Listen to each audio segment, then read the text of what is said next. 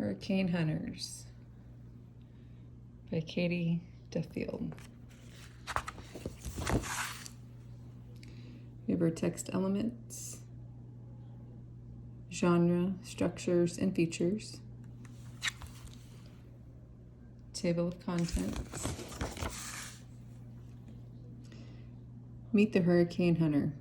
It was a glorious August morning when the plane's wheels lifted from the runway, bright blue skies overhead with a few puffy white clouds. Unfortunately, the lovely weather wouldn't last. As the plane traveled east over the tropical turquoise waters, a cloud mass churned on the horizon. The clouds became thicker and darker as the plane approached. A storm. The pilot could have turned back. He could have flown around the storm, but he didn't. Instead, he maneuvered the plane directly into the heart of the storm. Inside the cockpit, the pilot caught a glimpse of intense churning waves in the ocean below. Sheets of heavy rain pounded the windshield. The plane, battered by strong swirling winds, jolted and lurched. Most pilots would never fly into the storm of such size and strength. They would have turned back long before they reached this point. Flying into a storm can be extremely dangerous, but some pilots fly into storms like these on purpose. Meet the Hurricane Hunter.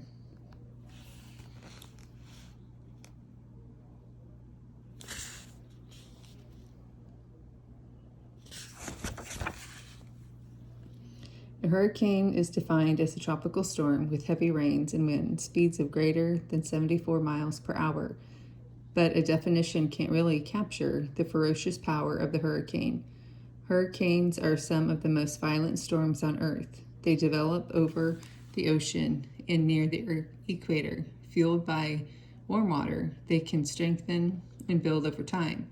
Far out at sea, a hurricane isn't a danger, but when it moves onto land, a hurricane becomes a serious threat to people and property. The strongest ones, with winds that exceed 150 miles an hour, can topple homes, bring down power lines, and rip up trees. Heavy rains, along with storm surge or powerful push of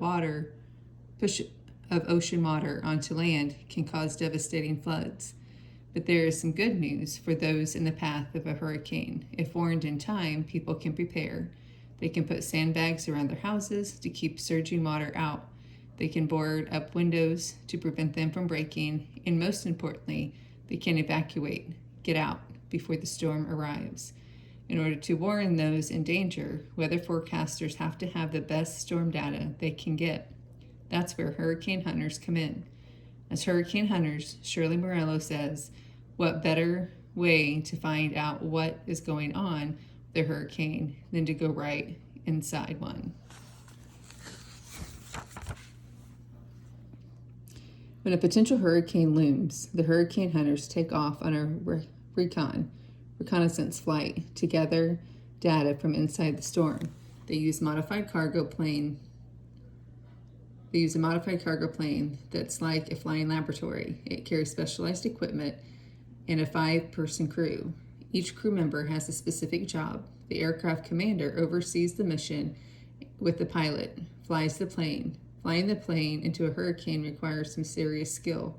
The pilots need to be experienced with rough flying conditions and able to maneuver the plane to exact positions in spite of winds.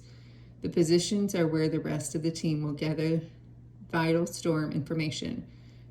The navigator keeps the aircraft out of the worst parts of the storm while guiding the pilots to where the plane needs to be.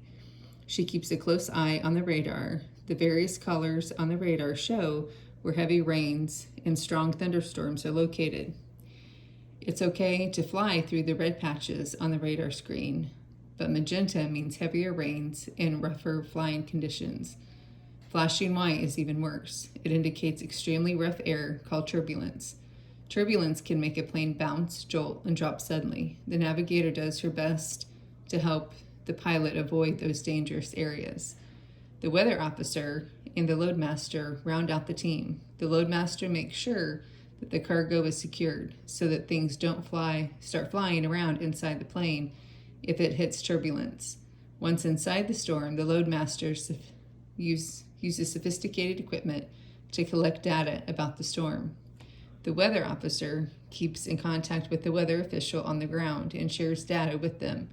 The shared data tells forecasters what they need to know when a hurricane is brewing. How powerful the storm, is it getting stronger, which way is it moving, where is its center, and most important, where and when might it reach land.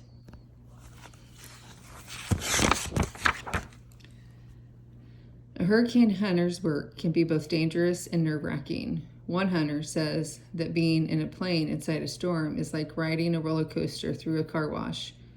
Most missions don't start out with a wild and crazy ride, though. In fact, the first couple of hours can be pretty unexciting. The storm the hunters will investigate can be 300 miles or more out to sea, so it can take a while to get there.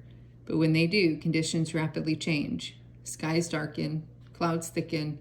The pilot notifies the team to prepare to enter the storm. As the aircraft moves into the storm, the pilots descend to an altitude of around 5,000 to 10,000 feet above the ocean surface. Soon, lightning begins to flash. Heavy rain and sometimes hail pelt the aircraft. The plane is entering the most intense part of the storm, the eye wall. The eye wall is a donut-shaped ring of thunderstorms surrounding the center or eye of the hurricane.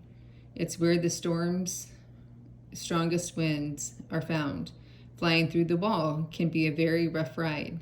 The plane bounces, drops, and jolts, and it's not unusual for someone to reach for an air sickness bag. But even with the bouncing around and throwing up, the crew stays focused.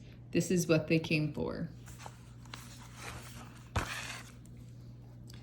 The weather officer begins taking readings from the white metal box bolted under the plane's wings. The box, called the Smurf, measures the wind speed and how much rain is falling. The weather officer analyzes the information and transmits the data by satellite to weather forecasters on the ground. Meanwhile, the loadmaster gathers a number of small white tubes, each with a tiny parachute attached to one end. The tubes are called drop zones. Drop zones look a little like the tube inside a roll of a paper towel, but instead of being empty inside, drop zones contain sensitive weather measuring technology. The loadmaster loads the drop zone into a metal pipe attached to the floor of the plane. When he gets a signal from the crew, he presses the button. Bang! A spring inside the pipe shoots the drop zone into the storm from a hole in the plane's belly. As the drop zone descends toward the ocean surface, it records air temperature, air pressure, wind speed, wind direction, and humidity, all vital in helping forecasters predict what the storm will do next. The drop zone's radio transmitter sends the data back to the plane.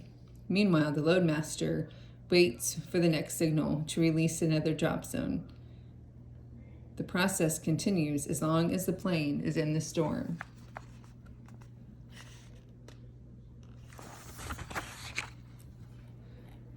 After the pounding rain, roaring winds, and sometimes intense turbulence, things suddenly change. The plane ride becomes smooth.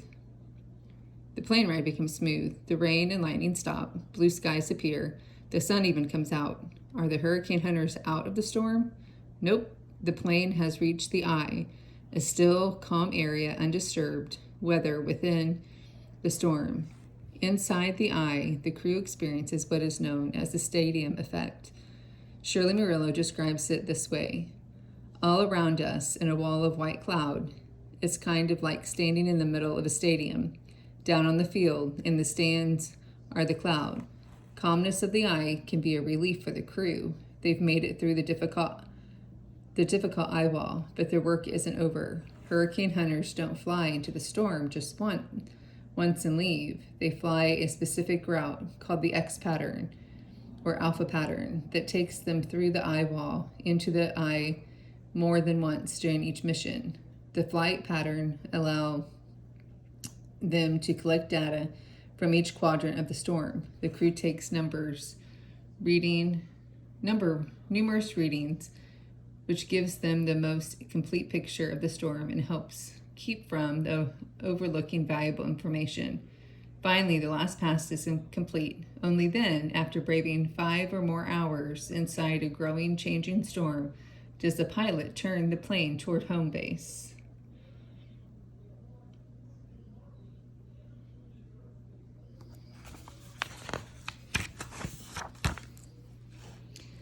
Now that forecasters on the ground can do their job, using the data the team collected, they can predict when and where and with how much force the storm might strike land. They'll post storm watches and warnings to help protect those in the hurricane's path. For the hurricane hunters, the work goes on. One hunter put it, the work doesn't end until the storm fizzles out in the ocean and it's no longer a threat to land, or it makes landfall. Until then, you'll find the hunters right where they need to be, inside the storm.